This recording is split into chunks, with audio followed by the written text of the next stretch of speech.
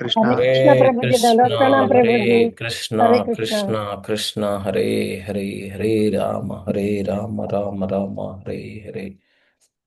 హరే జయ కృష్ణ శ్రీల ప్రభుజీ, ప్రభుపాద కి దండవత్ జయ. హరే కృష్ణ ప్రభుజీ. హరే కృష్ణ ప్రభుజీ, దండవత్ ప్రణామ్.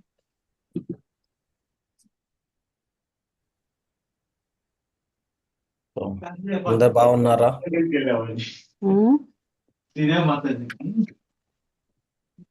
కృష్ణ కృప వల్ల బాగున్నాం ప్రభుజీ, గురువుల కృప వల్ల.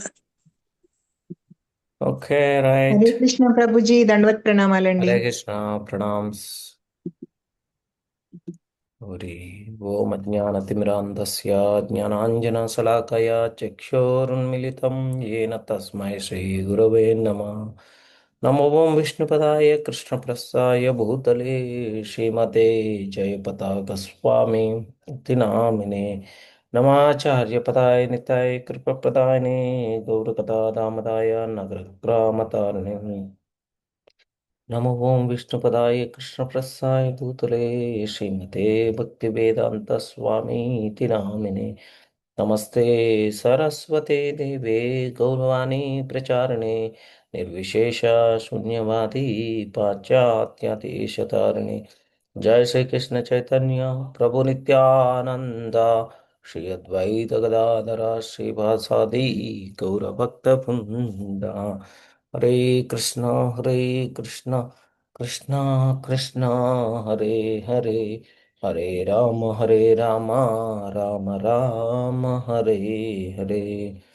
ముఖం కరోతి వాచాలం పంగుం లంఘాయతే గిరిం యత్కృపాతమహం వందే శ్రీగురుం దీనతారిణం పరమానందమాధవం శ్రీచైతన్య ఈశ్వరం.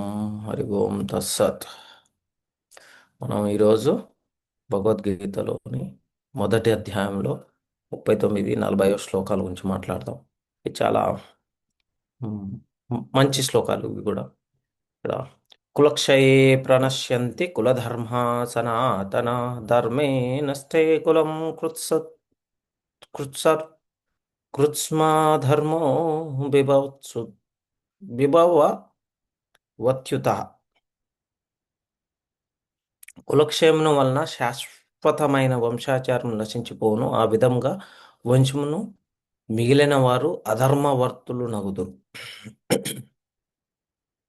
వంశమునందలి వారు సక్రమంగా వృద్ధి నింది ఆధ్యాత్మిక విలువలను సంపాదించుటకు తోడ్పడు అనేక ధర్మాచారములు సంప్రదాయములు వర్ణాశ్రమ వ్యవస్థనందు ఏర్పరచబడినవి. జననము మొదలు మరణము వరకు గల అట్టి అనేక సంస్కారములకు శుద్ధి కర్మలు వంశంలోని పెద్దలు బాధ్యతను వహింతురు. కానీ అట్టి పెద్దలు అంతరించినచో అట్టి సంస్కారముల వంశంలో నిలిచిపోను. ఆ వంశంలోని యువత అధర్మ మార్గమును అవలంబించుటకు అవకాశం కలదు. అంతేకాకుండా ఆధ్యాత్మిక ముక్తిని సాధించే అవకాశం కూడా కోల్పోతారు. కనుక ఏ ప్రయోజనము కొరకైనను వంశంలోని పెద్దలను సంహరించుట తగదు. అంతకుముందు ఏం మాట్లాడుకున్నాం? ఏం చెప్తున్నా? ఓ జనార్దన, లోభముచే ఆవరింపబడిన హృదయమును గల వీరందరూ కుల సంహారం నందు గాని బంధువులతో కలహమునందు గాని దోషమును గాంచకున్నను వంశనాశనమునందు దోషమును గాంచగలిగిన మేమందులకు ఇట్టి పాప కార్యమునందు నియుక్తులము కావలేను అడుగుతున్నాం. మన నెక్స్ట్ వచ్చేసి ఇది. అయితే ఇక్కడ మళ్ళీ 40 శ్లోకాలు ఏం చెప్తున్నాడు? అధర్మాభిభవత్ వాత్ కృష్ణ ప్రదుష్యంతే కులస్త్రియ స్త్రీషు దుష్టాసు వార్షేయ జాయతే వర్ణ సంకర. అంటే మళ్ళీ ఏం చెప్తున్నారు? ఓ కృష్ణ, వంశం నందు అధర్మవాదము ప్రబలమగుట చేత కులస్త్రీలు కులటలగుదురు. ఓ వృష్టి వంశ సంజాతుడా, అట్టి కులస్త్రీలు పతితులైనచో అవాంఛనీయ సంతానము ఉత్పన్నమగును. ఇక్కడ ఏం చెప్తున్నాడు? జీవితమునందలి శాంతి సౌభాగ్యములకు మరియు ఆధ్యాత్మిక ఉన్నతికి మానవ సంఘమునందలి సత్ప్రవర్తన కలిగిన జనులే మూలాధారము. సత్ప్రవర్తన లేకపోతే ఏమవుతుంది? దుర్యోధనులాగా అంటే ప్రవర్తించటం చేస్తాం మనం. దేశము మరియు సమాజము ఆధ్యాత్మిక అభివృద్ధిని సాధించుటకు వీలుగా మరియు సంఘములోని జనులు సత్ప్రవర్తనలు ఉన్నట్లుగా వర్ణాశ్రమ ధర్మములు ఏర్పాటు చేయబడినవి. అట్టి ఉత్తమ పౌరులు జన్మించుట స్త్రీల ధర్మవర్తనము మరియు పాతివ్రత్యము పైననే ఆధారపడి ఉండును. బాలురు సులభముగా తప్పుదారి పట్టుటకు అవకాశం ఉన్నట్లుగానే స్త్రీలు కూడా పతనమగుటకు అవకాశములు అధికములుగా నుండును. కనుకనే పిల్లలకును స్త్రీలకును కూడా కుటుంబంలోని పెద్దల సంరక్షణ అవసరము. స్త్రీలు వివిధ ధర్మాచరణములందు నెలకొనుట ద్వారా వారి దృష్టి పెడదారి పట్టకుండాను చాణక్య పండితుని అభిప్రాయం అనుసరించి స్త్రీలు సాధారణంగా గొప్ప వివేకవంతులు కానందున వారు విశ్వసింపదగిన వారు కారు. కనుకనే స్త్రీలు ధర్మకార్యములకు సంబంధించిన వివిధ వంశాచారంలోని నిమగ్నంలోను చేసినచో వారి పాతివ్రత్యము మరియు భక్తి వలన వర్ణాశ్రమ పద్ధతిని పాటించుటకు యోగ్యులైన ఉత్తమ సంతానము జన్మించును. అట్టి వర్ణాశ్రమ ధర్మం విఫలమైనచో సహజముగానే స్త్రీలు కట్టుబాట్లను విడిచి పురుషులతో విచ్చలవిడిగా కలియుదురు. దానితో అవాంఛనీయ సంతానము ఉత్పన్నమవుతూ వ్యభిచారము ప్రబలమగును. సంఘమున బాధ్యతారహితులైనట్టి వ్యక్తులు వ్యభిచారమును ప్రోత్సహించుచుందురు. మానవ సంఘమున అవాంఛనీయ సంతానము పెచ్చు పెరిగి యుద్ధములకును మరియు అశాంతికిని దారి తీయును. Any doubts? సో ఇక్కడ ఏం చెప్తున్నారు మనకి? కృష్ణ.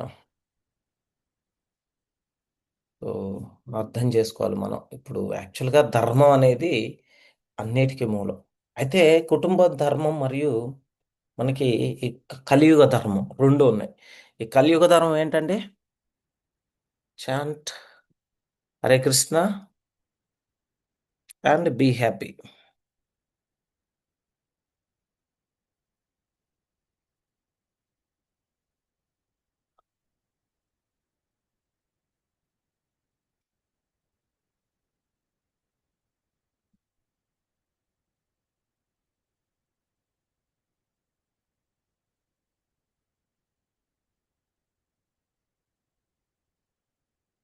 సారీ,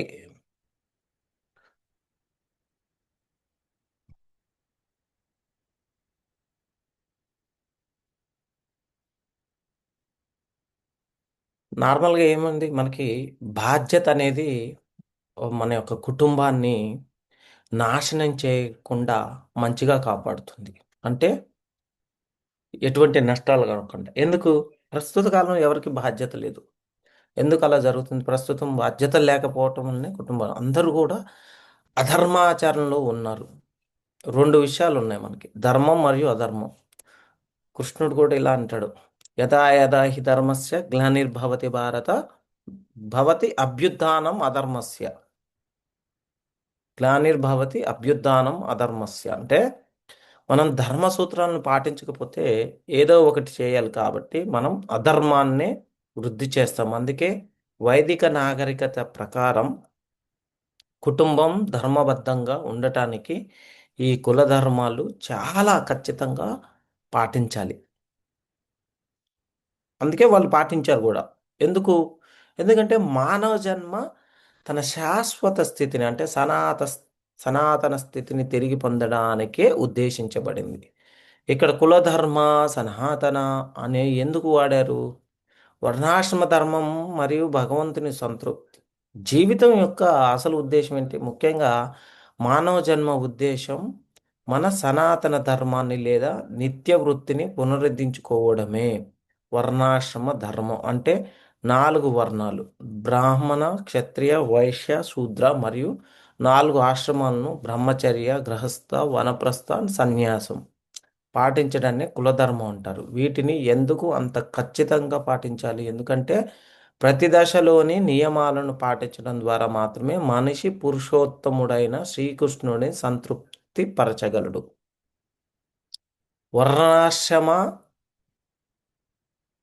వర్ణాశ్రమాచరవత్ పురుషేణ పరపుమాన్ విష్ణుర్ ఆరాధ్యతే అంటే మనకి నాణ్యతత్తోష కారణం. విష్ణు పురాణం కానీ చైతన్య చరితామృతంలో కూడా ఈ యొక్క శ్లోకం గురించి వివరించడం జరిగింది మనకి. అయితే కులధర్మాన్ని ఖచ్చితంగా పాటించాలి ఎవరైనా కానీ. అంటే బ్రాహ్మణులు అయితే బ్రాహ్మణ లక్షణాలను, క్షత్రియులు అయితే క్షత్రియ ధర్మాలను పాటించాలి. భగవద్గీతలో ఇవన్నీ లక్షణంగా లక్షణాల ఆధారంగానే చెప్పబడ్డాయి మనకి. కేవలం పుట్టుకతో కాదు, శాస్త్ర నియమం కూడా ఇదే.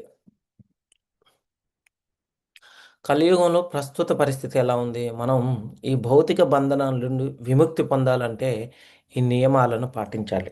ఎలా ఉంటుందంటే, నేను ఇప్పుడు మనకి ఒక వ్యక్తి నచ్చదు మనకంతే. వెళ్ళి ఇంతే ఏమన్నా మన సహాయం అడిగారు అనుకోండి, ఏం చెప్తాం? ఇప్పుడు నేనున్నాను, ఎగ్జాంపుల్ చెప్తున్నాను. ఇక్కడ చాలామంది వస్తూ ఉంటారు, సేవలు అడుగుతూ ఉంటారు. గురుమా సేవ చేయాలి, మాతాజీస్ వచ్చేసి కిచెన్లో సేవ చేయాలి, ప్రభులు వచ్చేసి గురుమాజు అది సేవ చేయాలి. ఏం చేస్తాను, నేనేం చేస్తాను? నేను అక్కడికి వెళ్ళేసి వాళ్ళని అడిగితే సర్వీసు ఇస్తుంటారు నార్మల్గా. ఇప్పుడు మనం నచ్చలేదు ఎవరికో ఒకరికి, కిచెన్ వాళ్ళకి నచ్చలేదు అనుకో, ఏమంటారు? నేను పోయాను అంటే పోయి ఇట్లా నేను పలానా వ్యక్తి తరపున వచ్చానని నా పేరు చెప్పేసి అడిగారనుకో, నేను నచ్చలేదనుకో వాళ్ళకి స్వతహాగా, కాకపోయినా అదే మనం మంచిగా డివోషన్లో ఉండి అర్థం చేసుకుని మన మైండ్ అక్కడ పెట్టుకొని ఉన్నాం అనుకో, ఏమవుతుంది? మనం అరే వచ్చారు పాపం ఏదో చెప్పుంటారులే సర్వీస్కి ఏదైనా, అదే లేదనుకో, కోపం ఉండి అక్కడ ఉన్న వ్యక్తికి సరిగ్గా అర్థం కాలేదనుకో, అంటే ఎందుకంటే డివోషన్లో లేరు. అదేం చేస్తున్నారు? డివోషన్ అనేది ఏదో నామకే వాస్తు చేస్తున్నారు అలా. ఏ ఆయన ఇది కిచెన్, నేను ఇక్కడ ఉండేది, నాకు తెలియకుండా ఆయన ఆయన మాట ఇచ్చాడా అంటే ఆయన పో నేను ఎందుకంటే ఇప్పుడు వీళ్ళు అడిగిన వాళ్ళకి తెలీదు. వాళ్ళు ఏం చేస్తారు? వెళ్ళి సర్వీస్ అడిగారు, వాళ్ళు ఏం చెప్తారు? ఓ ఆయనే వస్తాడు, ఆయన వచ్చి సర్వీస్ ఇస్తాడు, అప్పటిదాకా వెయిట్ చేయండి అని చెప్తే ఎలా ఉంటుంది? అర్థమైందా? సో ఇప్పుడు చాలామంది వస్తుంటారు, వచ్చి సర్వీస్ అడుగుతున్నారు అని అంటే ఏంటి అర్థం? దాని అర్థం ఓకే, ఏదో చెప్పుంటాడు అంటే అక్కడికి వెళ్ళి సర్వీస్ అడగమని ఉంటారు. వచ్చి వెళ్ళిన వాళ్ళు కొత్త వాళ్ళు కావచ్చు కదా, కొత్త వాళ్ళు, వాళ్ళకి తెలియదు ఎలా అలా అడగాలను. అప్పుడు నాకు తెలుసు నేను బాధ్యత కలవాన్ని, అక్కడ సర్వీస్ చేస్తున్నాను, చాలామంది వస్తుంటారు. సో ఇక్కడ కూడా ఆ ధర్మం అనేది నాలో ఉండాలి. ఎవరో నేను అక్కడ సర్వీస్ ఇచ్చేవాడిని కాబట్టి. సో అదే ఇప్పుడు కలియుగంలో ప్రస్తుత పరిస్థితి ఎలా ఉంది? మనం ఈ ప్రతి ఒక్కదాన్ని కూడా నాకేంటి లాభం? అరే ఈయన మనతో అర్థమైంది కదా. అయితే ఈ భౌతిక బంధనాల నుండి విముక్తి మనం పొందాలి. ఈ నియమాలను పాటించాలి అన్నీ కూడా. లేదంటే మనం అధర్మ పరులం అవుతాం. పురుషులు చంపబడితే స్త్రీలు అనాథలవుతారు.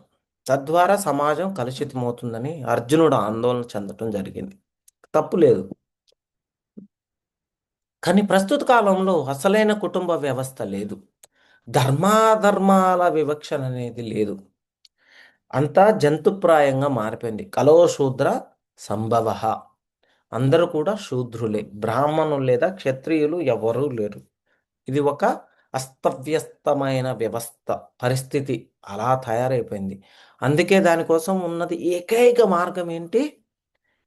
హరిర్నామ హరిర్నామ హరిర్నామ ఇవ కేవలం కలౌ నాస్తి ఏవ నాస్తి ఏవ నాస్తి ఏవ గతిర్ అన్యదా. ఏం చేయాలి? ఈ పరిస్థితి ఇలా పూర్తిగా క్షీణించిపోయింది కాబట్టి దీన్ని తిరిగి పాత పద్ధతిలో తీసుకురావడం సాధ్యం కాదు. అందుకే చైతన్య మహాప్రభు ఏం చేశారు? మనకి కరుణతో ఒకే మార్గాన్ని ఇచ్చారు. అదేంటిది? హరినామ. అది ఏంటిది హరినామ? అందరూ ఒకసారి చెప్పండి పెద్దగా. హరే కృష్ణ కృష్ణ కృష్ణ హరే హరే, హరే రామ రామ రామ హరే హరే. మనకి దీన్ని బృహత్ నారదీయ పురాణంలో వివరించడం జరిగింది ఈ హరినామం గురించి. అయితే కలియుగంలో హరినామం తప్ప మరో మార్గం లేదు. కేవలం కృష్ణుని నామాన్ని జపించడం ద్వారానే మళ్ళీ మన అందరం కూడా అసలైన స్థితిని పొందగలుగుతాము. ఇది ఆధ్యాత్మికమైనది కాబట్టి ప్రతిదీ సరిదిద్దబడుతుంది దీని ద్వారా. మానవ జీవితం భౌతిక సంసారం అనే అడవి, మంటలను ఆర్పడానికే ఉద్దేశించబడింది. మనకు నియమాలు లేవు, మన సనాతన కుల ధర్మాన్ని కోల్పోయాము. ఇటువంటి పరిస్థితుల్లో చైతన్య మహాప్రభు శాస్త్రం నుండి మనకు గొప్ప సౌకర్యాన్ని ఇచ్చారు. కేతనాత్ ఏవ కృష్ణస్య ముక్త సంగపరం వ్రజేత్ అంటే కేవలం కృష్ణనామ సంకీర్తన ద్వారానే మనిషి ఈ యుగ దోషాల నుండి విముక్తుడై పవిత్రుడై తిరిగి భగవంతుని చేరుకోవడానికి అర్హుడవుతాడు. ఏం చేయాలి? కేతనాద్ ఏవ కృష్ణస్య ముక్త సంఘ పరం వ్రజేత్. అందుకే హరే కృష్ణ మహామంత్రాన్ని జపించే అవకాశాన్ని మనం వదులుకోకూడదు. ఇందులో కష్టం ఏముందండి? కీర్తనీయ సదాహరి, వినమ్రతతో ఓర్పుతో నిరంతరం హరినామాన్ని స్మరించడమే ఈ కాలంలో మానవ సమాజానికి ఉన్న ఏకైక రక్షణ. అందుకోసం ప్రభుపాదుల వారు మనకి ఈ యొక్క భగవద్గీత పై ఇచ్చిన ఉపన్యాసం చాలా మనం చూడండి, పరపట్లు కూడా చాలా బాగా రాస్తారు. ఉత్తమ సమాజం మరియు స్త్రీ ధర్మం గురించి వివరించారు ఈ పరపట్లో. అదే ఏం చెప్తున్నారు? ఓ కృష్ణ కుటుంబంలో అధర్మం పెరిగినప్పుడు ఆ కుటుంబంలోని స్త్రీలు కలుషితమవుతారు. స్త్రీత్వం దిగజారడం వల్ల ఓ వృష్ణివంశీయుడా అవాంఛిత సంతానం అంటే వర్ణ సంకరం కలుగుతుంది. ప్రపాద ఏం చెప్తున్నారు? సమాజంలోని మంచి జనాభా ఉండడానికి ఇది చాలా ముఖ్యమైన విషయం. సమాజంలో సంస్కారవంతులు, విద్యావంతులు మరియు ధర్మ సూత్రాలను పాటించే ఉత్తమ పౌరులు లేనప్పుడు శాంతి సౌభాగ్యాలను మనం ఎలా ఆశించగలం? అది సాధ్యం కాదు, అసాధ్యం. కాబట్టి ఈ యొక్క వైదిక వ్యవస్థ అంతా, అంటే ఈ మొత్తం వైదిక వ్యవస్థ అంతా ఉత్తమ సంతానాన్ని పొందడానికే ఉద్దేశించబడింది. జంతువులను చంపడం, మద్యం సేవించడం మరియు ఇతర పాపపు పనులకు అలవాటు పడే జనాభా కోసం కాదు. అలాంటి జనాభా ఉంటే మనం ఈ యొక్క ఈ పాడుబడ్డ వ్యవస్థను నియంత్రించలేము. అలాంటి జనాభా ఉన్నప్పుడు ప్రతిదీ కలుషితం అవుతుంది. ముఖ్యంగా ఈ రోజుల్లో మంచి జనాభా కరువైంది. ప్రభుత్వంలోకి వెళ్తున్నారు వారి ఆ కలుషితమైన జనాభా. అటువంటప్పుడు మనకేమవుతుంది? మంచి పాలన ఎలా ఆశించగలం? జనాభా అంతా కలుషితం అయిపోయింది. అందుకే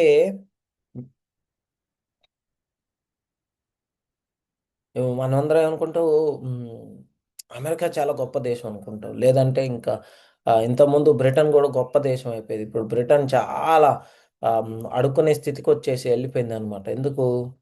అక్కడ రాణి ఆమె ఆమె పరిపాలనలో నిమగ్నం అవ్వదు. ఏం చేస్తుంది? ఇప్పుడు లేదు, ఇప్పుడు పోయింది రీసెంట్గా, కొన్ని సంవత్సరాల క్రితం. ఆమె పరిపాలనలో నిమగ్నం అవ్వదు. జస్ట్ ఆ వచ్చే పన్నుల ద్వారా ఆ సుఖ సంతోషాలని పొందుతూ ఉంటుంది. ఏమవుతుంది? మొత్తం నాశనం అయిపోతుంది. వ్యవస్థ అంతా అస్తవ్యస్తం అయిపోతుంది. అదే కదా. సో అందుకోసమనే ఇప్పుడు ఆ దేశాన్ని కూడా విమర్శించటం జరుగుతుంది. అయితే స్త్రీ రక్షణ మరియు చాలా ముఖ్యమైనది. అదేవిధంగా పాతివ్రత్యం. ప్రభుపాద వారు అదే చెప్తున్నారు. ఉత్తమ సంతానం కలగాలంటే స్త్రీలు చాలా పవిత్రులుగా ఉండాలి. వైదిక నాగరికతకు ఇది ప్రాథమిక సూత్రం. స్త్రీలను పవిత్రంగా ఉంచడం అనేది బాధ్యతాయుతమైనది. తండ్రి లేదా సోదరుని యొక్క విధి కూడా. వారు అమ్మాయికి వివాహం చేయడం తప్పనిసరి. పురుషుడికి వివాహం తప్పనిసరి కాదు. ఎందుకంటే అతను అంటే శిక్షణ ద్వారా బ్రహ్మచారిగా ఉండి ఇంద్రియ నిగ్రహం పాటించగలడు. కానీ స్త్రీకి ఖచ్చితమైన రక్షణ లేకపోతే అది చాలా కష్టం. చాణక్య పండితుడు ఇలా చెప్తున్నాడు. అదే మనం శాస్త్రాన్ని చర్చిస్తున్నాము, అన్యదా మనం శాస్త్రాన్ని చేస్తున్నాం, అన్యదా భావించొద్దు. మనం ఏం చేయాలి? విశ్వాసం నైవ కర్తవ్యం స్త్రీషు రాజ కులేషు చ అంటే స్త్రీలను మరియు రాజకీయ నాయకులను ఎప్పుడూ నమ్మకూడదు. అయితే ఒక స్త్రీ కృష్ణ చైతన్యంలోకి వచ్చినప్పుడు ఆ పరిస్థితి వేరు. ఇక్కడ మనం సామాన్య స్త్రీల గురించి మాట్లాడుతున్నాం, కృష్ణ చైతన్యం ఉన్న స్త్రీల గురించి కాదు. ఎందుకంటే కృష్ణుడు మరో చోట ఎలా చెప్తాడు? స్త్రియో వైశ్యాస్తదా శూద్ర. భగవద్గీతలో మనకి 9వ అధ్యాయంలో గుర్తుందా? స్త్రీలు, వైశ్యులు మరియు శూద్రులు తక్కువ తెలివితేటలు కల వారిగా పాపయోని పరిగణించబడ్డారు. కానీ కృష్ణుడు ఏమన్నాడంటే మాం హి పార్థ వ్యపాశ్చిత్యహే పిష్యుసా పాపయోనయో స్త్రీ వైశ్యాస్తదా శూద్రస్తే పియాంతి పరాం గతి. అంటే ఏం చెప్తున్నాడు? ఓ పార్థ, పాపయోనిలో జన్మించిన వారైన స్త్రీలైనా వైశ్యులైనా శూద్రులైనా నన్ను ఆశ్రయిస్తే వారు పరమగతిని పొందుతారు. అంటే సరైన శిక్షణ ద్వారా వారు కూడా కృష్ణ చైతన్యవంతులై భగవంతుని చేరుకోగలరు. ధర్మం మరియు పవిత్రతకు ఉదాహరణ. ఏం చేయాలి మనం ధర్మం మరియు పవిత్రతకు ఉదాహరణ? భౌతిక దృక్కోణంలో చూసినప్పుడు మనం చాలా జాగ్రత్తలు తీసుకోవాలి. కానీ ఒక పురుషుడు లేదా స్త్రీ కృష్ణ చైతన్యవంతులైనప్పుడు వారు తమను తాము కాపాడుకోగలరు. అర్జునుడు ఇక్కడ సాధారణ స్త్రీల గురించి మాట్లాడుతున్నాడు. ఒక అమ్మాయికి మొదటి నుండి నువ్వు పవిత్రంగా ఉండాలి అని నేర్పించడమే ధర్మం. దీనినే సతీత్వ ధర్మం అంటారు. మన చరిత్రలో నలదమయంతి చూశారు కదా. నలదమయంతి తెలుసు కదా, నలభీమ నలభీమ పాకం అంటారు కదా. నలుడు భీముడు ఇద్దరు కూడా పాకశాస్త్రంలో ఉత్తీర్ణత పొందినవారు. నలదమయంతి ఒక గొప్ప పతివ్రత కథ అది. అంటే నలుడు తన రాజ్యాన్ని కోల్పోయి ఎంతటి దారిద్ర్యంలోకి వెళ్ళాడంటే భార్యాభర్తలు ఇద్దరూ కలిసి ఒకే వస్త్రాన్ని సగం భాగం కప్పుకొని ధరించాల్సి వచ్చేది. ఆమె రాజకుమారి అయినప్పటికీ తన భర్త అంతటి కష్టాల్లో ఉన్నా అతన్ని విడిచిపెట్టలేదు, విడాకులు తీసుకోలేదు. పాతివ్రత్యానికి ఇవి చాలా ముఖ్యమైనవి అని చెప్పి ప్రభుపాదులు వారు చెప్తున్నారు మనకి. నలదమయంతి కథ కూడా చాలా బాగుంటుంది. చిన్నప్పుడు చదువుకుంటుంటే అనమాట. అయితే మనకి స్త్రీల పతివ్రత అంటే పాతివ్రత్యం మరియు కుటుంబ ధర్మం గురించి ప్రభుపాదులు వారు ఏం చెప్తున్నారంటే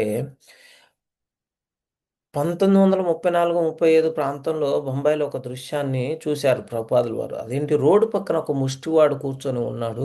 ఏదో ప్రమాదం వల్ల అతని ముఖం పూర్తిగా వికృతం అయిపోయింది, కళ్ళు కూడా కనిపించవు. కానీ ప్రభుపాదులు వారు దీన్ని వివరించారు. ఏం జరుగుతుంది, అతని భార్య చాలా శుభ్రంగా ఉంటారు. ఆ యువతి తన వికృతమైన భర్తను వదిలిపెట్టకుండా అతన్ని ఎల్లప్పుడూ శుభ్రంగా ఉంచుతూ ప్రతిరోజు రోడ్డు పైకి తీసుకొచ్చి మళ్ళీ ఇంటికి తీసుకెళ్ళేది. ఆమె ఎంతటి పతివ్రత అంటే భర్త అంత వికృతంగా ఉన్నా అతనికి సేవ చేస్తూ తోడుగా ఉంది. సో అదే, ఎటువంటి కష్టాల్లో ఉన్నా భర్తను వదిలిపెట్టకుండా భర్తతో పాటు ఉంటూ భర్తకు సహాయం చేస్తూ భర్తను కాపాడుతూ, అంటే విపత్కర పరిస్థితుల్లో భర్తతో పాటు ఉండి భర్తకు సహాయం చేస్తూ భర్త అడుగుజాడల్లో నడవటం అనేది అదే. ఆ, మనకి రామానుజాచార్యులు శిష్యురాలు కథ తెలుసు కదండి. రామానుజాచార్యులు వారి జీవితంలో ఒక అద్భుతమైన కథ ఉంది. ఆయన ఒక పేద శిష్యుడు ఇంటికి వెళ్ళినప్పుడు అక్కడ ఎవరూ కనిపించరు. కానీ తలుపుల లోపల నుండి శబ్దం వస్తుంది. ఆ శిష్యుడు భార్య వద్ద కనీసం ఒంటిపై గుడ్డ కూడా లేనంత పేదరికంలో ఉంది. అందుకే ఆమె బయటకు రాలేకపోయింది. అది గ్రహించిన రామానుజాచార్యులు ఏం చేస్తారు, తన పై వస్త్రాన్ని, అంటే తెలుసు కదా, మేము ఉత్తర చేస్తాం కదా, లోపలికి ఇవ్వగా ఆమె అది ధరించి బయటకు వచ్చి నమస్కరిస్తుంది. గురువుగారు వచ్చారు కాబట్టి వారికి భోజనం పెట్టాలి, కానీ ఇంట్లో ఏమీ లేవు. అని ఏం చేస్తుంది, ఒక కిరాణం దుకాణం దగ్గరికి వెళ్ళి ఆ దుకాణదారుడు ఆమెపై కన్నేసి ఉండేవాడు. ఆమె అంతటితో ఇలా ఏం అయితే మా గురువుగారు వచ్చారు, వారికి సేవ చేయాలి, నాకు వెంటనే బియ్యం నెయ్యి వంటివి ఇవ్వు, నీ కోరికని నేను అంగీకరిస్తున్నాను, నా పాతివ్రత్యాన్ని త్యాగం చేసినా సరే నా గురువు గారిని సత్కరించాలనుకుంటున్నాను. ఆ దుకాణదారుడు సంతోషంతో ఆమె అడిగినవన్నీ ఇస్తాడు. ఆమె వంట చేసి గురువు గారికి పెట్టింది. సాయంత్రం భర్త వచ్చాక జరిగిందంతా చెప్పింది. భర్త కూడా నీవు మాట ఇచ్చావు కాబట్టి ప్రసాదం తీసుకొని అతని వద్ద నువ్వు వెళ్ళు అంటాడు అనమాట. అది ఏం చెప్తుంది, ఆ ప్రసాదాన్ని తీసుకొని ఇక ఆ దుకాణదారుడు వద్దకు వెళ్ళగా ఆమె నిష్కల్మషమైన భక్తిని, గురుసేవ పట్ల ఆమెకున్న తపనను చూసి అతను మనసు మారిపోతుంది. అమ్మా, నువ్వు నా తల్లి వంటి దానివి, నీకు కావలసినవన్నీ ఉచితంగా తీసుకెళ్ళని అతనికి క్షమాపణ కోరటం జరుగుతుంది. సో చూడండి, కానీ ఇప్పుడు అటువంటి పరిస్థితులు లేవు.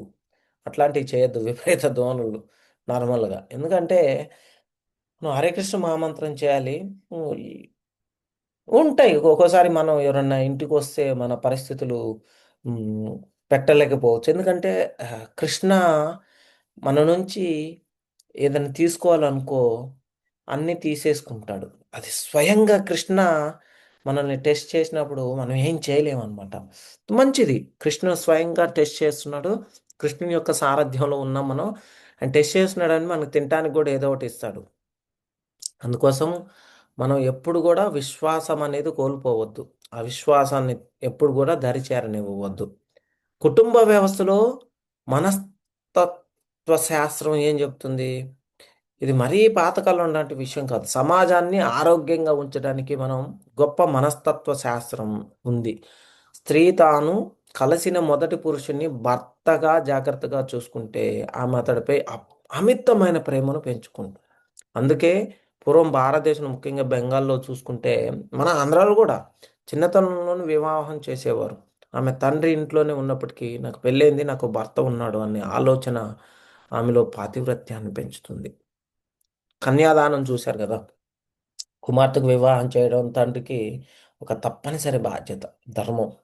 ఈ ధర్మాన్ని అతిక్రమిస్తే సమాజంలో అధర్మం పెరుగుతుందని అర్జునుడు ఆందోళన చెందాడు. అందుకోసం ఏం చెప్తున్నాడు? అధర్మ అభిభవాత్ కృష్ణ ప్రదుష్యంతి కులస్త్రియా. 40 శ్లోకంలో అదే కదా చెప్పేది మనకి. కులస్త్రియ అంటే కుల అంటే కుటుంబం, స్త్రియ అంటే స్త్రీలు. స్త్రీలు గౌరవప్రదమైన కుటుంబానికి చెందిన వారై ఉండాలి. ఆధునిక అంటే ఇప్పుడు ప్రస్తుత కాలంలో ఉమ్, అమ్మాయిల్ని చూసుకుంటే అలా కాకుండా కుటుంబ సాంప్రదాయాలను గౌరవించే కుల స్త్రీలు సమాజానికి ఎంతో అవసరం. మన చిన్నతనంలో చూసేవాళ్ళం మనం. కనీసం ఊడ్చే పని చేసే స్త్రీలు కూడా తమ ముఖాన్ని ఉమ్, ముసుగేసుకొని కప్పుకొని ఎంతో మర్యాదగా ఉండేవారు. అదే వైదిక సంస్కృతి నియంత్రణ మరియు సంసారాలు మనం అవి నేర్పాలి.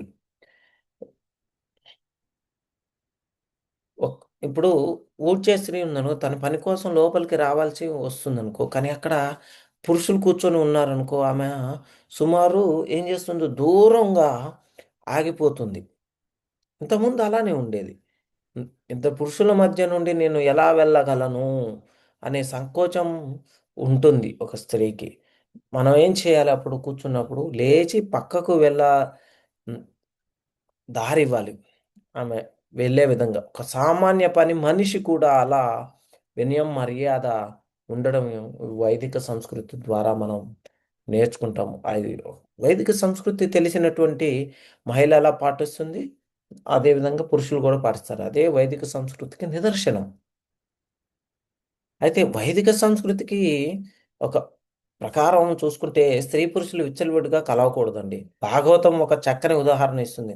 పురుషుడు నెయ్యి కుండ వంటి వాడు, స్త్రీ అగ్ని వంటిది. నిప్పు దగ్గరకు రాగానే నెయ్యి కరగడం సహజం, అంతే కదా. అందుకే వాటిని దూరంగా ఉంచాలి. శాస్త్రం ఇంకా కఠినంగా ఇలా చెప్తుంది. ఏం చెప్తుంది?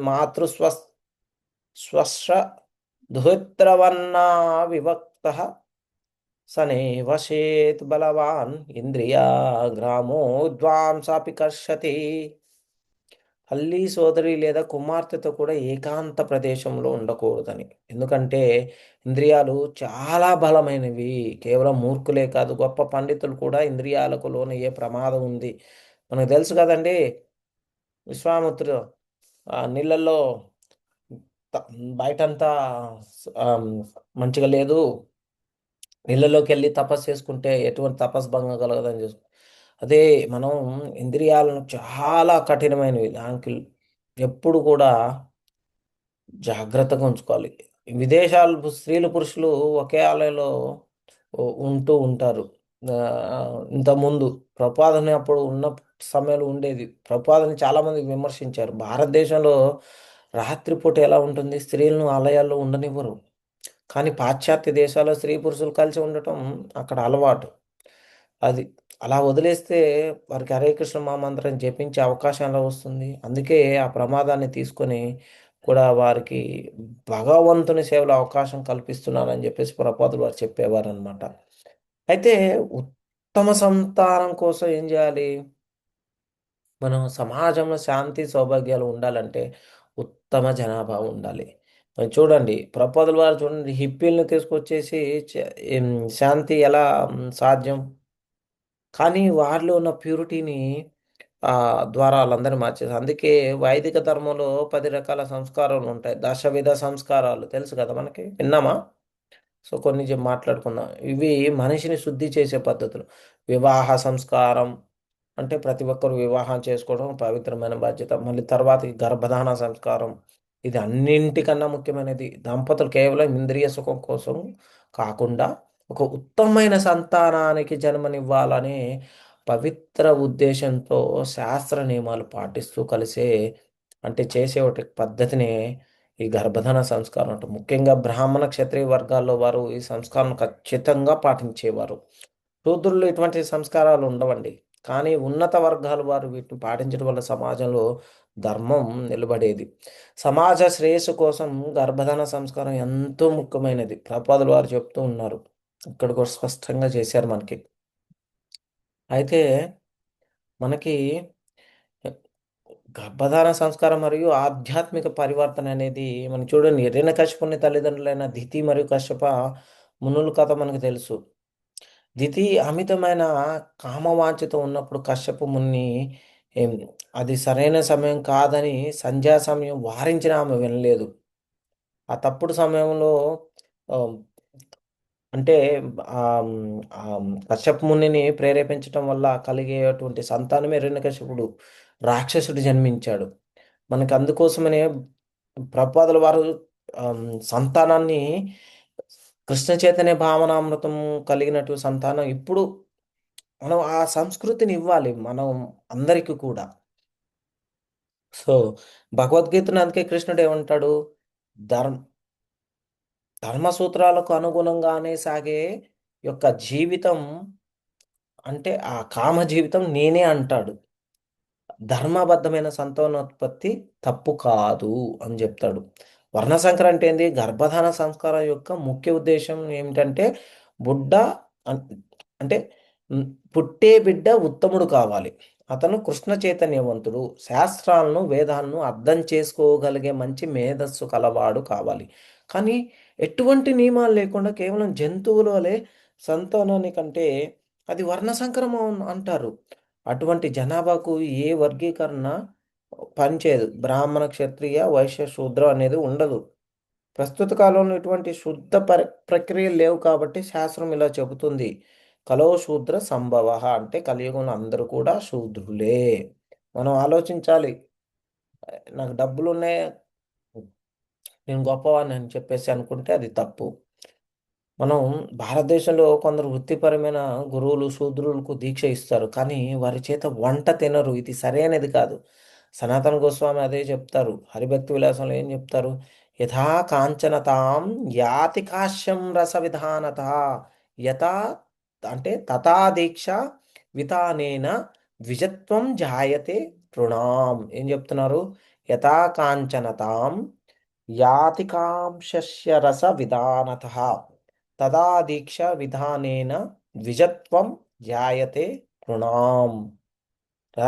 రసాయనిక ప్రక్రియ ద్వారా కంచును పాదరసంతో కలిపి ఏ విధంగా బంగారంగా మార్చవచ్చో అదేవిధంగా సరైన దీక్ష ద్వారా ఏ మనిషినైనా కానీ ద్విజుడు అంటే రెండో జన్మ పొందినవాడు లేదా బ్రాహ్మణుడుగా మార్చవచ్చు. తెలుసా మనకు కాంపోనెంట్స్ ప్రపాదల వారు కూడా చెప్తారు చాలా లెక్చర్స్లో. ఈ కంచును పాదరసంతో కలిపి కొన్ని కెమికల్స్ అంటే ప్రాసెస్ ఉంటుంది. దాన్ని చేయటం ద్వారా ఏమవుతుంది? అది బంగారం అవుతుంది. కానీ అది అంత సాధ్యం కాదు. ఆ ఫార్ములా తెలియదు మనకి. ఇక్కడ ఒక రసాయనిక శాస్త్ర రహస్యం ఉంది. కానీ ఆ పాదరసాన్ని వేడిలో నియంత్రించడం చాలా కష్టం. అర్థమైందా? అదేవిధంగా సరైన పద్ధతిలో దీక్ష పొందితే మనిషి ఆధ్యాత్మికంగా ఉన్నత స్థితికి చేరుతాడు. అది అర్థం చేసుకోవాలి మనం. అయితే ప్రస్తుత అస్తవ్యస్తమైన సమాజంలో సంస్కారాలు మృగ్యమైపోతున్నాయి.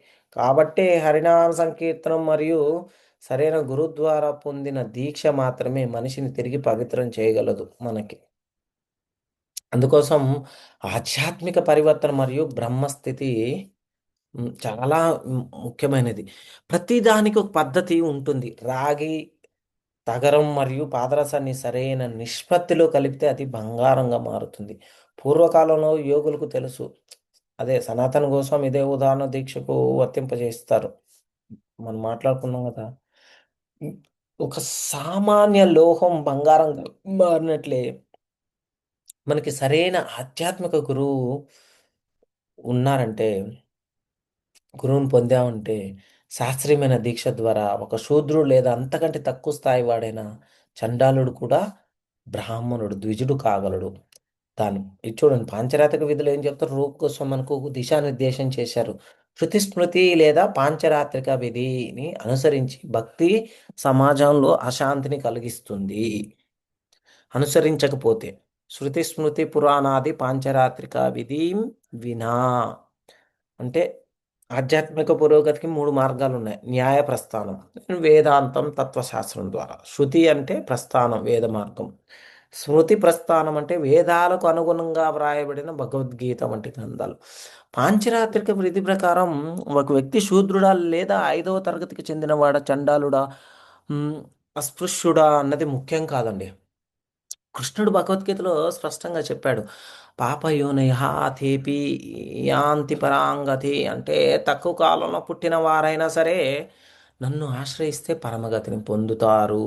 అంతే కదా మనం నేర్చుకుంది. అయితే విష్ణు శక్తి యొక్క ఆ ఆ యొక్క ఫలితాన్ని మనం అర్థం చేసుకోవాలి. అదేంటి? భక్తి యోగాన్ని ఇస్తుంది మనకి. చండాలుడు వైష్ణవుడు ఎలా కాగలడు అని ఎవరైనా ప్రశ్నించవచ్చు. దానికి సమాధానం ఏంటి? ప్రభవిష్ణవే నమః. విష్ణువుకు సర్వశక్తిమంతుడు, ఆయన ఏదైనా చేయగలడు.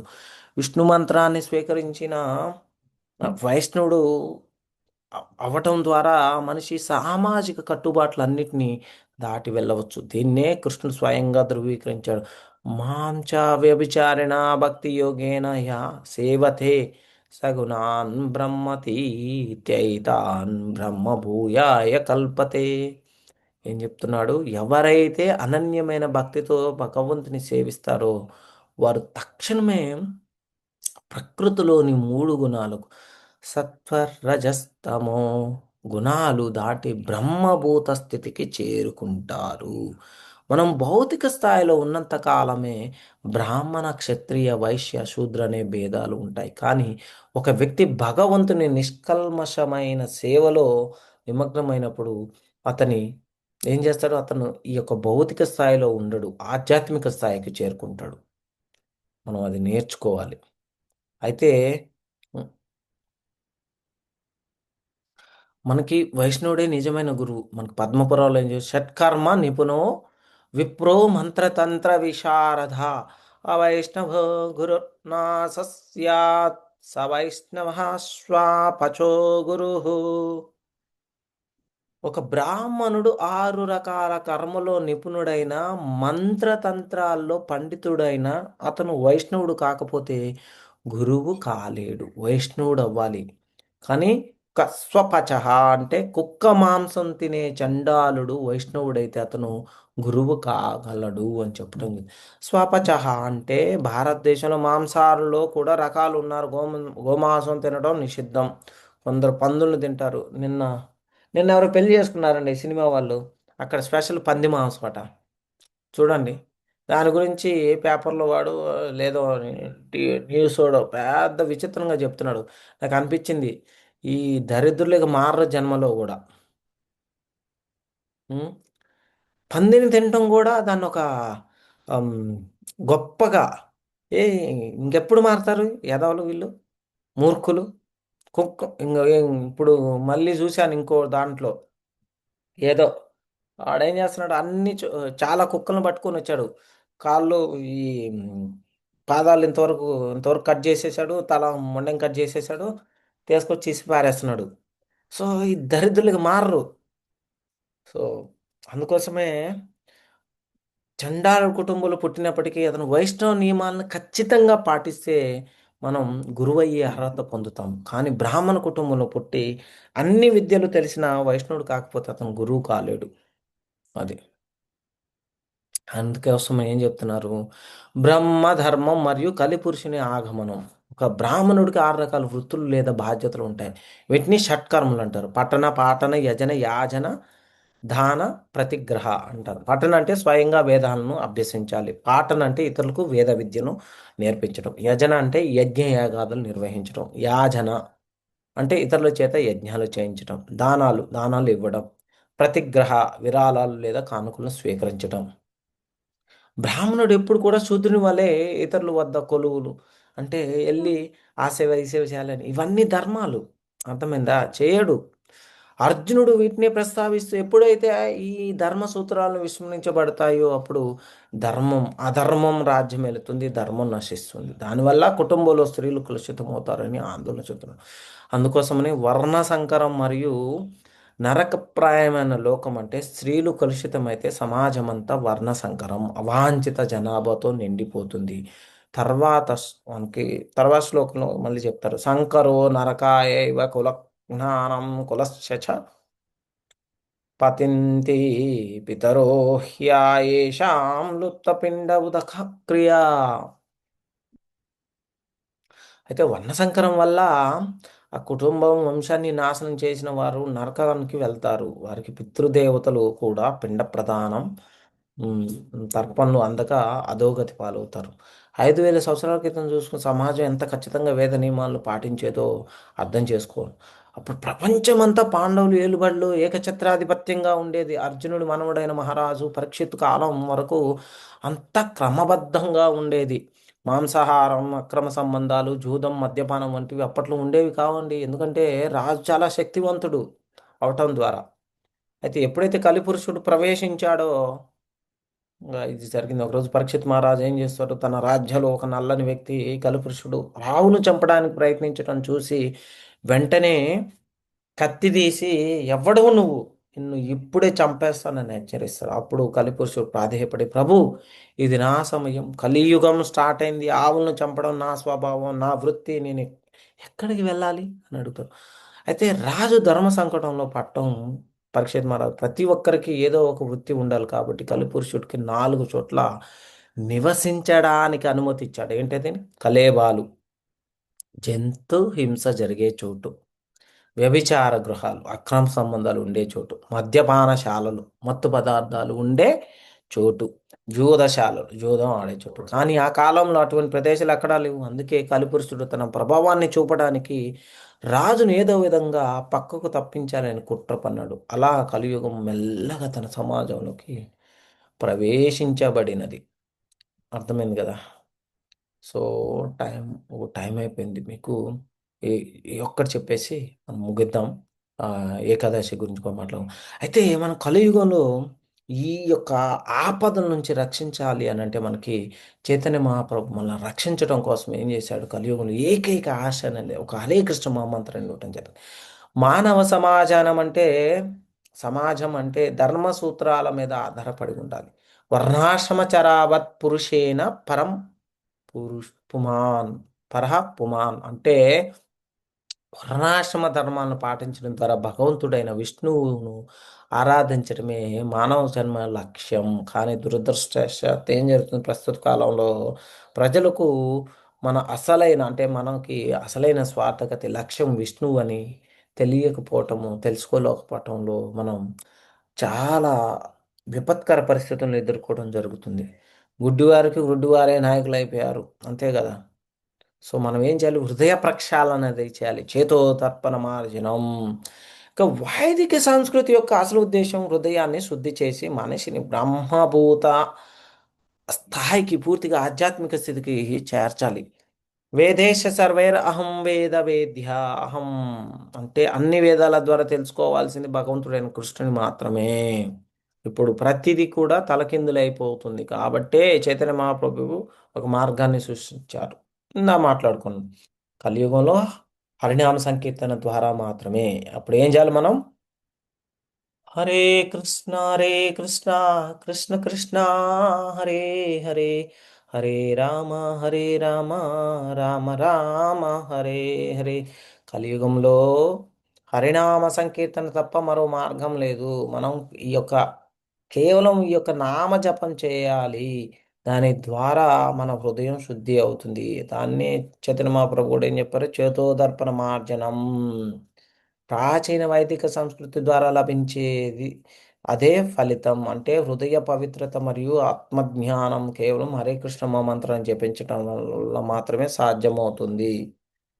అందుకోసమనే చేతోదర్పణ మార్జనం అంటే మన హృదయం ఒక అద్దం వంటిది. అనేక జన్మల నుండి పేరుకుపోయిన కోరికలు, అహంకారం అనే దుమ్మును ఈ నామ సంకీర్తన తుడిచివేస్తుంది. భవమహాధావాగ్ని అంటే నిర్వాపనం.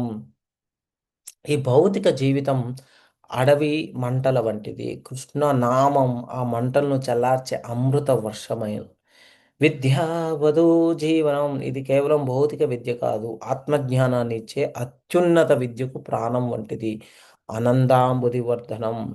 భౌతిక సుఖాలు క్షణికమైనవి, కానీ నామ సంకీర్తనం వల్ల కలిగే ఆధ్యాత్మిక ఆనందం సముద్రంలా నిరంతరం పెరుగుతూనే ఉంటుంది. అవి నేర్చుకోవాలి మనం.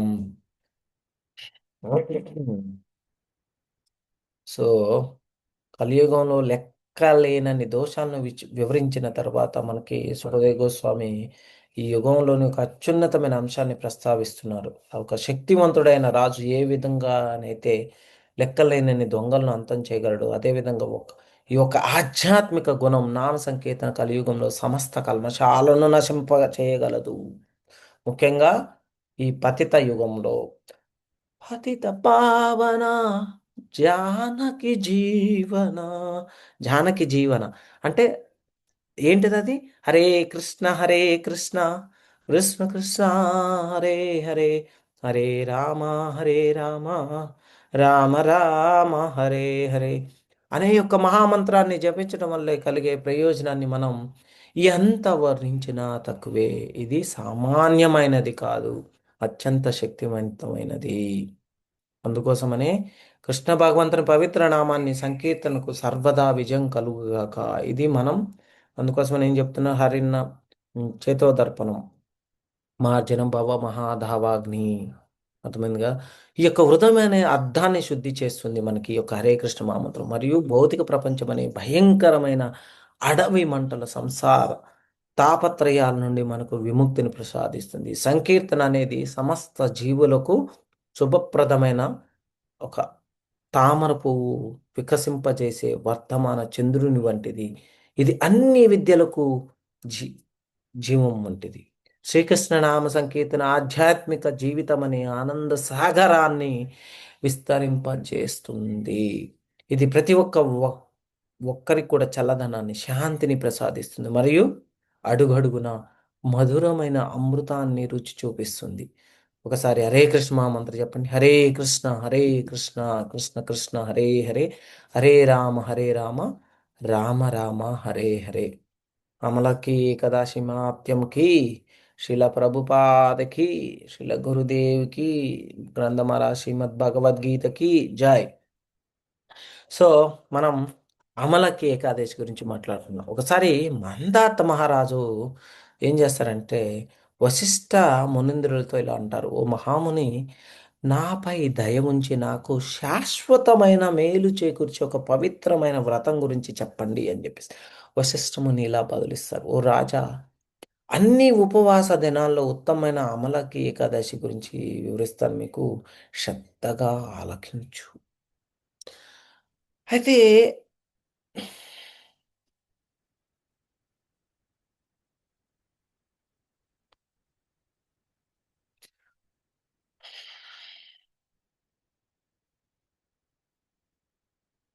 ఈ ఏకాదశి నాడు భక్తితో ఉపవాసం ఎవరైతే ఉంటారో అపారమైన సంపదను పొందుతారు. అన్ని రకాల పాపాల నుండి విముక్తులమవుతాం మనం, మరియు మోక్షాన్ని పొందుతాం. అయితే ఒక ఉత్తమ బ్రాహ్మణుడు, వశిష్ఠముని చెప్తున్నారు ఇది, ఒక ఉత్తమ బ్రాహ్మణుడికి 1000 ఆవులను దానం చేయడం కంటే ఈ ఏకాదశి నాడు ఉపవాసం ఉండటం అత్యంత పవిత్రమైనది. కాబట్టి నిత్యం జంతువులను చంపుతూ జీవించే ఒక వేటగాడు కూడా అమలకి ఏకాదశి వ్రతాన్ని నియమ నిబంధనలతో నిబద్ధతతో ఆచరించి ఎలా మోక్షాన్ని పొందాడో ఈ యొక్క కథ మనకి చెప్తుంది. వైదిశ రాజ్యం అనే ఒక ప్రదేశం ఉండేది. పూర్వం వైదిశ అనేది రాజ్యం. అక్కడ బ్రాహ్మణ, క్షత్రియ, వైశ్య, శూద్ర అనే 4 వర్ణాల వారు వేద జ్ఞానాన్ని, శారీరక బలాన్ని మరియు మంచి బుద్ధిని కలిగి ఉండేవారు. అయితే అప్పుడు ఆ రాజ్యమంతా వేదఘోషతో నిండి ఉండేది. అక్కడ ఒక్కరు కూడా నాస్తికులు లేరు. ఎవరు పాపకార్యాలు చేసేవారు కాదు. కానీ ఆ రాజ్యాన్ని చంద్రవంశానికి చెందిన పాశబిందుక అనే రాజు పాలించేవాడు. ఆయనకే చిత్రరథుడు అనే బిరుదు పేరు కూడా. ఆయన పరమ ధార్మికుడు మరియు సత్యసంధుడు. చిత్రరథుడికి 10,000 ఏనుగుల బలం ఉండేది. 10,000 ఏనుగుల బలం అంటే చూడండి, వాటికి ఫీడ్ చేయాలంటే ఆహారం ఇవ్వాలంటే అర్థం చేసుకోండి ఎంత సుభిక్షంగా ఉండేదో రాజ్యం. ఆయన వేదాల్లోని 6 శాఖల్లో నిష్ణాతుడు. బాబా చూడండి, ఆయన వేదాల్లో కూడా చాలా తర్ఫీదు పొంది ఉన్నాడు. అయితే మహారాజు ఒకసారి ఏం చేసి, చిత్రరథుడి పాలనలో ప్రజలందరూ తమ తమ ధర్మాలను చక్కగా పాటించేవారు. ఆ రాజ్యంలో లోబులు అంటే పిసినారులు, పేదవారు ఎక్కడ కనిపించేవారు కాదు. కరువు కాటకాలు, వరదలు అస్సలే లేవు. ప్రజలందరూ ఆరోగ్యంగా ఉండేవారు. రాజుతో పాటు ప్రజలందరూ శ్రీ మహావిష్ణువుని భక్తితో సేవించేవారు. అయితే అక్కడ ప్రత్యేకంగా శివారాధన కూడా చేసేవారు ఆ రాజు. అంతేకాకుండా నెలకు 2 సార్లు అందరూ ఏకాదశి ఉపవాసం ఉండేవారు. ఈ విధంగా ఏం జరిగేది, వైదిక రాజ్య ప్రజలు ఎంతో సంతోషంగా సంపదలతో విరాజిల్లుతూ ఉండేవారు. ఒకసారి ఫాల్గుణ మాసంలో ద్వాదశితో కూడిన అమలకి ఏకాదశి వచ్చింది. ఈ ఉపవాసం విశేషమైన ఫలితాలను ఇస్తుందని గ్రహించిన చిత్రరథుడు మరియు ప్రజలందరూ ఎంతో నిష్ఠతో, నియమ నిబద్ధతతో ఆ పవిత్ర ఏకాదశిని ఆచరించారు. నదిలో స్నానం చేసిన తర్వాత రాజు మరియు ప్రజలు ఏం చేశారంటే విష్ణు ఆలయానికి వెళ్ళారు. అక్కడ ఒక ఉసిరి చెట్టు ఉంది. దాన్నే అమలకి అంటారు. మొదట రాజు పన్నులను అంటే మునులు ఆ చెట్టుకు నీటితో నిండిన కలశాన్ని, ఛత్రాన్ని, వస్త్రాలు, బంగారాలు, రత్నాలు మరియు సుగంధ ద్రవ్యాలు సమర్పించడం జరిగింది. అనంతరం పరశురామ స్వామిని ఇలా ప్రార్థించారు. ఓ పరశురామ ప్రభు, రేణుకాపుత్ర, లోకరక్షక, ఈ పవిత్ర అమలకి వృక్షం వద్దకు వేంచేసి మా నమస్కారాలను స్వీకరించు. తద్వారా అమలకి వృక్షాన్ని ఇలా ప్రార్థించారు. అమలకి బ్రహ్మదేవుని సంతానమా, నీవు అన్ని పాపాలను హరిస్తావు. మా గౌరవపూర్వక వందనాలకు కానుకలను స్వీకరించు. నీవు సాక్షాత్తు బ్రహ్మస్వరూపినివి. గుర్తుంది కదా, బ్రహ్మ సృష్టిస్తారు ఫస్ట్ ఈ యొక్క లోకాన్ని సృష్టించేటప్పుడు. పూర్వం శ్రీరామచంద్రుడి చేత పూజించబడ్డావు. నిన్ను చుట్టూ ప్రదక్షిణ చేసేవారు తక్షణమే పాప విముక్తులవుతారు అని చెప్పేసి రాజు ప్రార్థించడం జరుగుతుంది. ఈ విధంగా ప్రార్థనలు చేసిన తర్వాత రాజు ఏం చేస్తాడు, ప్రజలంతా రాత్రంతా నిద్రపోకుండా జాగరణ విష్ణువుని కీర్తిస్తూ గడిపారు. ఆ సమయంలో జంతువులను చంపి జీవించే ఒక వేటగాడు అక్కడికి వస్తాడనమాట. ఆకలితో అలసటతో ఉన్న ఆ వేటగాడు దీపకాంతులతో వెలిగిపోతున్న యొక్క అడవిలో రాజు మరియు ప్రజలు చేస్తున్న పూజను చూసి ఆశ్చర్యపోతాడు. వాడు అక్కడే పొదల్లో దాక్కొని ఏం చేస్తాడు, ఆ వింతను గమనిస్తూ ఉంటాడు. అదృష్టవంతమైన వేటగాడు ఏం చేస్తాడు, ఇక్కడ ఏం జరుగుతుంది అని ఆలోచిస్తూ ఉంటాడు. ఆ పవిత్ర అమలకి వృక్షం కింద దామోదర స్వామి విగ్రహాన్ని పూజించడం కూడా జరుగుతుంది. భక్తులు కృష్ణ పరమాత్మను లీలను పాడుతుండటం చూస్తాడు ఆ యొక్క వేటగాడు. ఏం చేస్తాడు, ఆ వేటగాడు పాపి అనేప్పటికీ ఆ రాత్రంతా అక్కడే ఉండి ఏకాదశి ఉత్సవాన్ని చూస్తూ భగవంతుని నామస్మరణ వింటూ గడిపాడు. మరుసటి రోజు ఉదయం రాజు మరియు ప్రజలు తమ వ్రతాన్ని ముగించుకొని నగరానికి వెళ్ళారు. ఆ వేటగాడు కూడా తన ఇంటికి వెళ్ళి భోజనం చేశాడు. అయితే కొంతకాలం తర్వాత ఏం జరుగుతుందంటే ఆ వేటగాడు మరణిస్తాడు. కానీ అమలకి ఏకాదశి నాడు తెలియకుండానే ఉపవాసం ఉండటం, భగవంతుని కీర్తనలు అమలకి వినడం ద్వారా ఏం జరుగుతుందంటే ఆ రాత్రంతా జాగరణ చేయడం వల్ల కలిగిన పుణ్యంతో వాడు మరుసటి జన్మలో గొప్ప రాజుగా జన్మిస్తాడు. అతడే విదురథుని కుమారుడైన వసురథుడు. ఆయన జయంతే ఆ రాజ్యాన్ని పాలించేవాడు. జయంతి అనే రాజ్యాన్ని ఆయన. అయితే వసురథుడు సూర్యుడిలా ప్రకాశవంతుడు, చంద్రుడిలా అందగాడు మరియు ఎంతో బలవంతుడు. ఆయన విష్ణువు అంతటి శక్తివంతుడు, భూదేవి అంతటి ఓర్పు కలవాడు, ఎంతో దానగుణం, సత్యాసంధత కలిగిన వసూరథుడు నిత్యం మహావిష్ణువును సేవిస్తూ ఉండేవాడు. ఆయన ప్రజలను తన బిడ్డల్లా చూసుకునేవాడు. గర్వం ఉన్న వారిని అణచివేస్తూ పేదవారికి దాన ధర్మాలు చేస్తూ అనేక యజ్ఞాలు నిర్వహించేవాడు. ఒకరోజు వసురథుడు అడవిలో వేటాడుతూ దారి తప్పిపోతాడనమాట. అలసటతో ఒక చెట్టు కింద పడుకొని నిద్రపోయాడు. అప్పుడు కొంతమంది ఆటవిక తెగలవారు ఏం చేస్తారు, అక్కడ తెగలవారు అక్కడికి వచ్చారు. రాజుపై ఉన్న పాత కక్షతో ఆయన్ని చంపాలని నిర్ణయించుకుంటారనమాట. ఆ రాజు వల్ల వాళ్ళందరినీ కోల్పోయాం, అడవుల్లో తిరుగుతున్నాం కాబట్టి ఇతన్ని ఇప్పుడే చంపేయాలనుకుంటారు. అక్కడ ఏం జరుగుతుంది, వారి రాజును చంపడానికి ఈటెలు, కత్తులు, బాణాలు అన్నీ దాడి చేస్తారు. కానీ ఏ ఆయుధం కూడా ఆయుధం కూడా నిద్రిస్తున్న రాజును తాకలేకపోయింది. ఏ ఆయుధం. అప్పుడు ఏం చేస్తారు, ఆటవికులు భయపడి పారిపోతారు. వారి బలం తగ్గిపోయి మూర్ఛపోయినట్లు అయిపోతారనమాట. అకస్మాత్తుగా రాజు శరీరం నుండి ఒక దివ్యమైన స్త్రీ ఉద్భవిస్తుంది. ఆమె ఎన్నో ఆభరణాలతో, సుగంధ పరిమళంతో, కోపంతో, ఎర్రబడిన కళ్ళతో సాక్షాత్తు మృత్యు దేవతల కనపడుతుంది. ఆమె తన చక్రంతో రాజును చంపాలని చూసిన వేటగాళ్ళందరినీ సంహరిస్తుంది. రాజు నిద్రలేచి చూసేసరికి శత్రువులందరూ చనిపోయి ఉండటం చూసి ఆశ్చర్యపోయాడు. ఆయన నన్ను చంపాలనుకున్న వీరందరినీ ఎవరు సంహరించారు, నా ప్రాణాలు కాపాడిన పుణ్యాత్ముడు ఎవరు అని ఆలోచిస్తుండగా ఆకాశం నుండి ఒక వాణి వినిపిస్తుంది. ఓ రాజా, నిన్ను రక్షించింది ఎవరో తెలుసుకోవాలని ఉందా? ఆపదలో ఉన్న వారిని ఆదుకునేది ఆ స్త్రీ కేశవుడు, అంటే మహావిష్ణువు ఒక్కడే. తను శరణు కోరిన వారిని ఆయన ఎల్లప్పుడూ రక్షిస్తూ ఉంటాడు. ఆ మాటలు విన్న వసురథుడు భక్తితో పొలికించిపోతాడు. తన నగరాన్ని చేరుకొని ఎటువంటి ఆటంకాలు లేకుండా సుఖంగా రాజ్యాన్ని పాలిస్తాడనమాట. కాబట్టే మాంధాత మహారాజు అని వశిష్ఠముని ముగిస్తూ ఇలా చెప్పారు, ఎవరైతే ఈ పవిత్రమైన అమలకి ఏకాదశి వ్రతాన్ని ఆచరిస్తారో వారు నిశ్చయంగా శ్రీ మహావిష్ణువు యొక్క పరమ పదాన్ని పొందుతారు. ఈ వ్రతం వల్ల కలిగే పుణ్యం అంతా గొప్పది. మనకి ఇవి ఒక బ్రహ్మాండ పురాణం అత్యంత ఫాల్గుణ, అంటే అంతర్గత ఫాల్గుణ శుక్ల ఏకాదశి లేదా అమలకి ఏకాదశి మహత్యం గురించి వివరించడం జరిగింది. ఓకే. హరే కృష్ణ కృష్ణ కృష్ణ హరే హరే, హరే రామ రామ రామ హరే హరే, హరే కృష్ణ కృష్ణ కృష్ణ హరే హరే, హరే రామ రామ రామ హరే హరే. ఇంకా ప్రమీల మాతాజీ ఎలా ఉన్నారు? ప్రభుజీ దండోత్ ప్రణామాలు. బాగున్నాం ప్రభుజీ వల్ల. మంగిడీలు హరే కృష్ణ ప్రభుజీ. అప్పన్న ప్రభు బాగున్నారా? లక్ష్మీ మాతాజీ, నాగేశ్వరి మాతాజీ, హరే కృష్ణ మాతాజీ, రాధిక, ప్రభుజీ. సురమయ్య మాతాజీ, సదాచారాన్ని పాటించి హరే కృష్ణ ప్రభుజీ చెప్పండి. హరే కృష్ణ ప్రభుజీ, దండవత్ ప్రణామ్ ప్రభుజీ. సుకోమల సత్యవతి మాతాజీకి, మల్లేశ్వరి మాతాజీ, వాజాని మాతాజీ, సుభంగి శ్రీదేవి మాతాజీ, సర్వాధ్య మాతాజీ, హరే కృష్ణ ప్రభుజీ, దండవత్ ప్రణామ్. ప్రణామ్. హరే కృష్ణ ప్రభుజీ దండవత్ ప్రణామ్ ప్రభుజీ. జై హరే కృష్ణ ప్రభుజీ.